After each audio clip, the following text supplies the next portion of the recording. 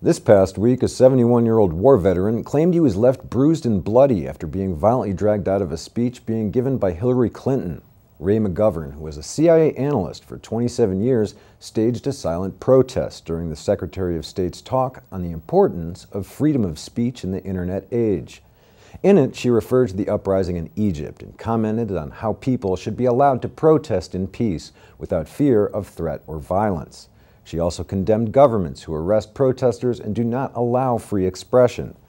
But during the speech at George Washington University, McGovern claims his silent protest was met with just that, threats and violence. Wearing a Veterans for Peace t-shirt, the 71-year-old stood up and turned around to face the back of the room when two men grabbed him and dragged him out of the room.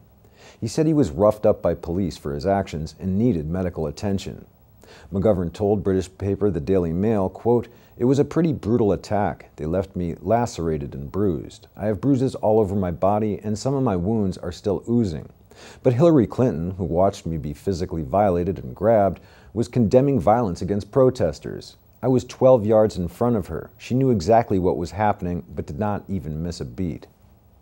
McGovern was charged with disorderly conduct. Speaking about the charges, he said, quote, "Standing motionless and wordless, looking towards the back of the room when the Secretary of State is speaking is not what I would call disorderly conduct."